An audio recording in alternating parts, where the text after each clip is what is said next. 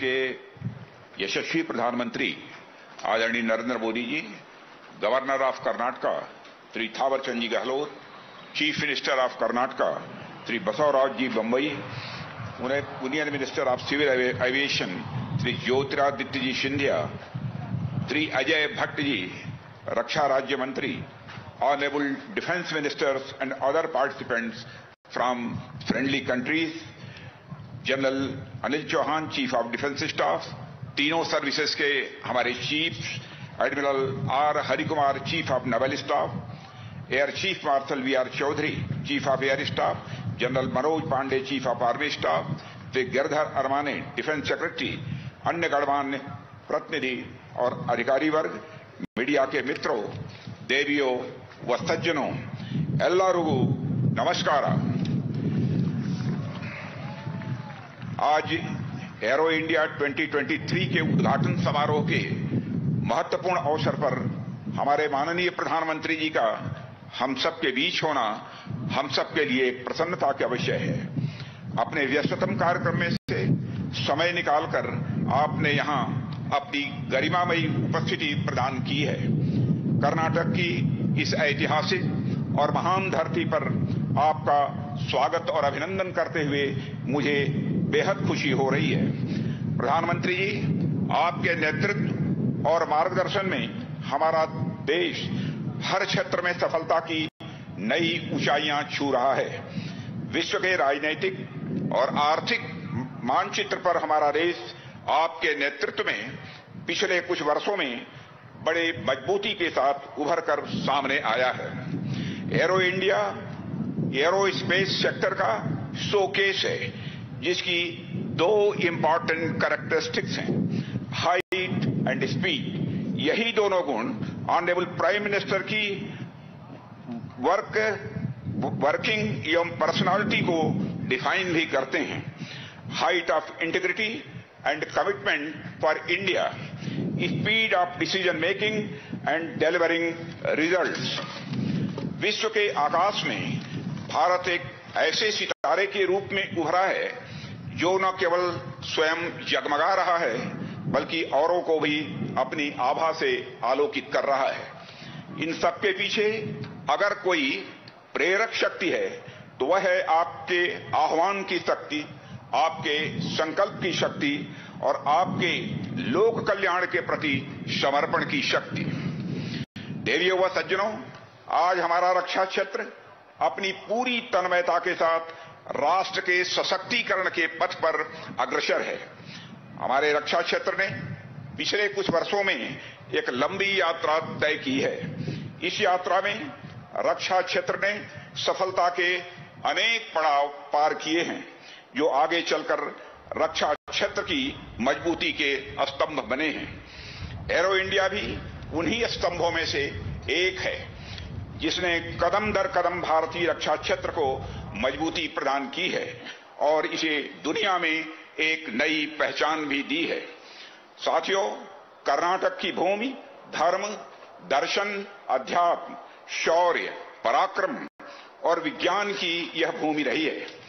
यह प्रदेश इंडस्ट्रियलाइजेशन में पायनियर रहा है और हमारे देश की इकोनॉमिक ग्रोथ में योगदान देने वाले सबसे प्रमुख राज्यों में से एक है। ऐसे में एरो इंडिया के आयोजन के लिए यह बेहद उपयुक्त स्थान है। पिछले एक सप्ताह में 3 अलग अलग कार्यक्रमों में मुझे प्रधानमंत्री जी का स्वागत करने का अवसर मिला है।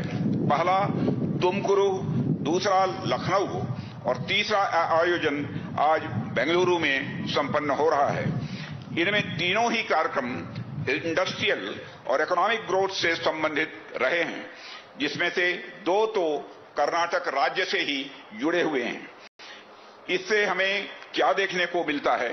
इससे यह देखने को मिलता है कि देश के इंडस्ट्रियल और इकोनॉमिक ग्रोथ के प्रति प्रधानमंत्री जी का कमिटमेंट कितना स्ट्रांग है।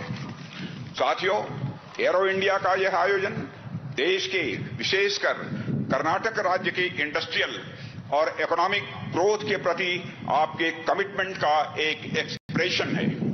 प्रधानमंत्री जी, कर्नाटक की भूमि चंदन की भूमि है।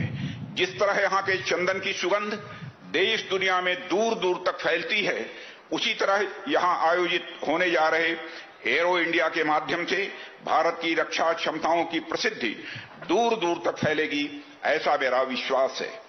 इस आयोजन को इतने ग्रैंड स्केल पर आयोजित करने में श्री बसवराज जी बोम्मई, चीफ मिनिस्टर कर्नाटका का योगदान अत्यंत प्रशंसनीय है।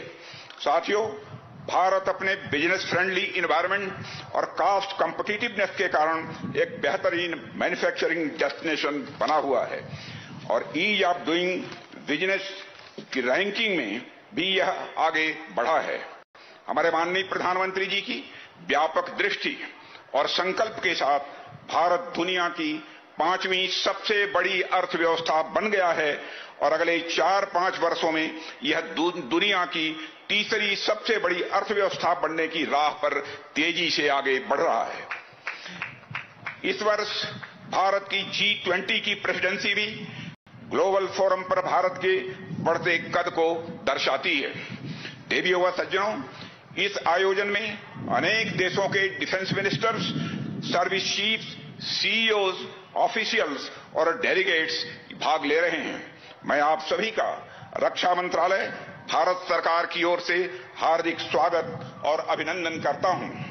मुझे इस अगस्त गैदरिंग को यह बताते हुए बेहद खुशी हो रही है कि इस एग्जीबिशन में देश विदेश से 700 से अधिक एग्जीबिटर्स अपनी बेस्ट टेक्नोलॉजी और प्रोडक्ट्स का प्रदर्शन कर रहे हैं। इस तरह की विशाल भागीदारी भारत के उभरते बिजनेस पोटेंशियल में डोमेस्टिक एवं ग्लोबल बिजनेस कम्युनिटी के एक नए कॉन्फिडेंस का भी प्रमाण है। मैं आप सभी से डिफेंस मैन्युफैक्चरिंग हब बनने की ओर भारत की यात्रा में सहयात्री बनने का भी आह्वान करता हूं। अंत में एक बार फिर एरो इंडिया 2023 के इस महाकुंभ में हमें अपना मार्गदर्शन देने के लिए, यहां उपस्थित होने के लिए प्रधानमंत्री जी का हृदय से आभार व्यक्त करता हूं। अतिथियों को हमारे यहां भगवान का दर्जा दिया गया है। मैं देश विदेश से पधारे देवतुल्य सभी आगंतुकों की उत्साहजनक भागीदारी के लिए धन्यवाद देते हुए यहीं पर अपना निवेदन समाप्त करता हूं। आप सबको बहुत बहुत धन्यवाद।